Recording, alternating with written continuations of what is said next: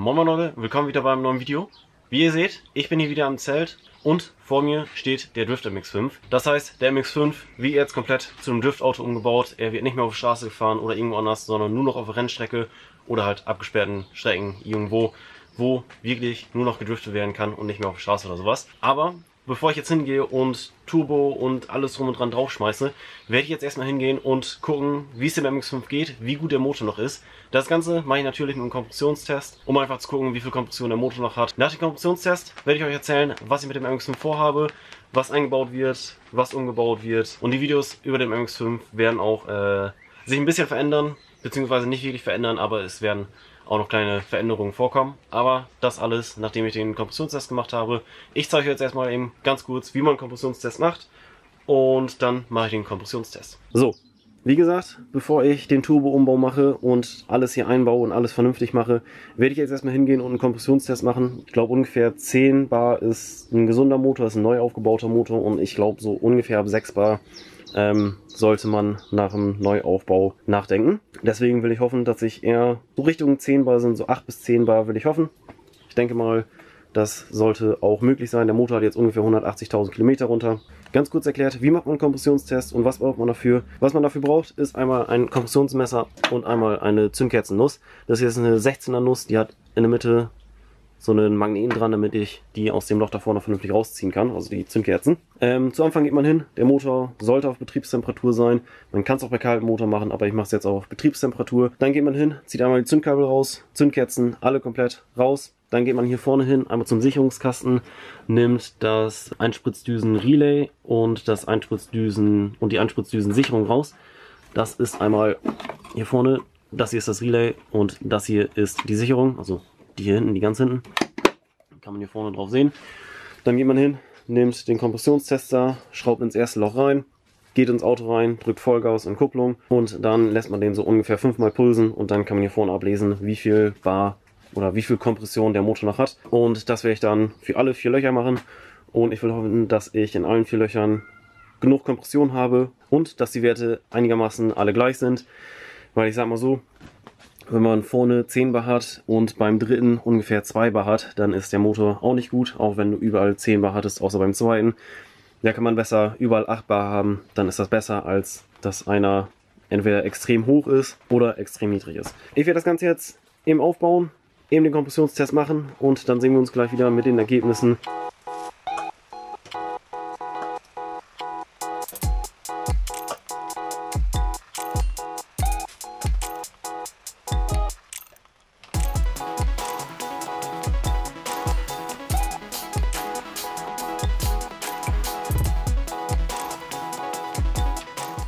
Kurze Anmerkung, das sind jetzt die Zündkerzen, 1, 2, 3, 4 und die sehen alle an sich gar nicht ultra schlecht aus. Hier oben sind die ein bisschen weiß, heißt der Wagen läuft ein bisschen mager, aber das kann ich ja sowieso im Endeffekt, wenn der MX5 fertig ist, kann ich das ja sowieso kontrollieren, wie der MX5 läuft. Ja, aber die sind ein bisschen mager gelaufen, würde ich behaupten. Gut, weiter mit dem Kompressionstest.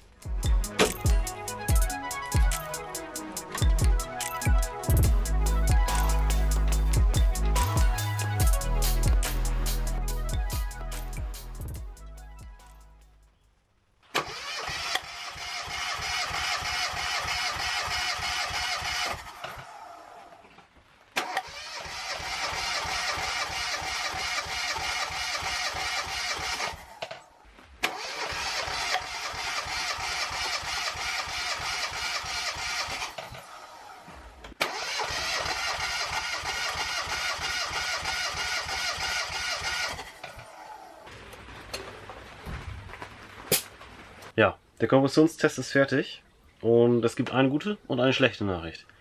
Gute Nachricht, die Kompression ist auf allen 4 Bänken einigermaßen gleich. Ist jetzt zwischen 8,5, 9 Bar. Ich habe gerade noch mal eben nachgeguckt, weil ich mir nicht ganz sicher war, wie die Werte sein sollten für einen Kompressionstest. Und ich habe den RX8 und die MX5 Werte vertauscht. Ja, beim RX8 soll es ungefähr 10 Bar sein und 6 Bar neu bauen.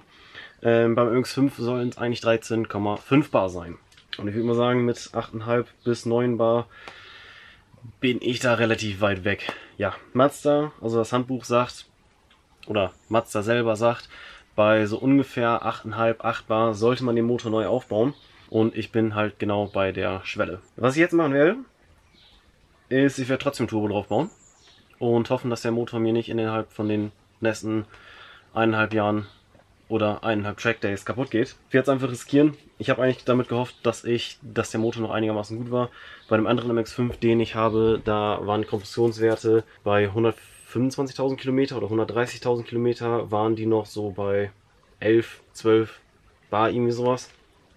Und da habe ich eigentlich gehofft, der Motor hat jetzt, ich habe gerade nochmal nachgeguckt, der Motor hat jetzt 175.000 Kilometer runter, aber deswegen, da hatte ich gehofft, dass der Motor doch ein bisschen besser ist und dass ich jetzt hingehe, den Kompressionstest mache und sage, top, den Motor kann ich perfekt für einen Turboumbau nutzen. Wie gesagt, ich werde den Motor trotzdem für einen Turboumbau nutzen. Ich werde jetzt nicht hingehen, den Motor erst neu bauen und dann den Turbo draufschmeißen, weil das wäre erstens sehr viel Arbeit und zweitens auch sehr, sehr viel Geld, was ich einfach, ja, nicht für dieses Budget-Projekt ausgeben möchte. Oder jetzt gerade nicht ausgeben möchte. Ich werde höchstwahrscheinlich hingehen, werde auf dem Motor jetzt einen Turbo draufschmeißen. Und dann werde ich mir, denke ich mal, noch einen anderen Motor kaufen. Die kosten ja zum Glück nicht so unfassbar viel. Man könnte auch hingehen, dass man dann Motorswap macht mit einem NB-Motor oder sowas. Aber ich werde den Motor jetzt erstmal benutzen und hoffentlich geht er mir nicht in den nächsten, ja wie gesagt, 1,5 oder 2 Events kaputt. Und ja, das ist jetzt ein bisschen ernüchternd, dass die Werte jetzt so sind, muss ich ganz ehrlich sagen. Das habe ich nicht gehofft und auch nicht erwartet. Aber das zeigt höchstwahrscheinlich ganz gut, warum ich jetzt ich habe ja 2 Drift Track Days auf der Rennstrecke in Meppen gemacht. Und da hatte ich ja meiner Meinung nach nicht genug Leistung, um da irgendwas zu reißen. Ich konnte die letzten beiden Kurven ganz gut machen, diese kleine S-Kurve, das ging ganz gut. Auf abgesperrten Strecken oder abgesperrtem Gelände habe ich ja auch noch ein bisschen gedriftet, auch noch das Ganze ein bisschen ausprobiert und ich sag mal so, bei Nässe ging das wohl gut, aber ging jetzt auch nicht perfekt und ich sag mal so, bei Trockenheit ging das gar nicht, da konnte ich gar nicht. Zweiten Gang ging gar nicht zu driften, auch mit so viel Kraft, wie man wollte. Das ging gar nicht, das hat gar nicht funktioniert und ich denke mal, das erklärt das Ganze jetzt. Ich denke mal, dass ich jetzt auch nicht mehr die 116 PS habe, sondern ungefähr 90 bis 100 und ich sag mal so, mit 90 bis 100 PS zu driften ist nicht das leichteste, beziehungsweise da braucht man sehr viel Schwung und sehr viel Hass dabei. So viel zum Kompressionstest. Ein bisschen schlechter, als ich gehofft hatte eigentlich. Ja, ich hatte eigentlich gehofft, dass der ganz gut ausfällt. Ist nicht passiert. Aber, ich habe es ja gerade schon mal angerissen, der MX5 kriegt jetzt einen Turboumbau. Aber er kriegt nicht nur einen Turboumbau, es werden auch, im Prinzip wird einmal alles, der komplette Look, alles wird beim MX5 verändert. Und um euch das Ganze zu veranschaulichen, hole ich mal ein paar Sachen.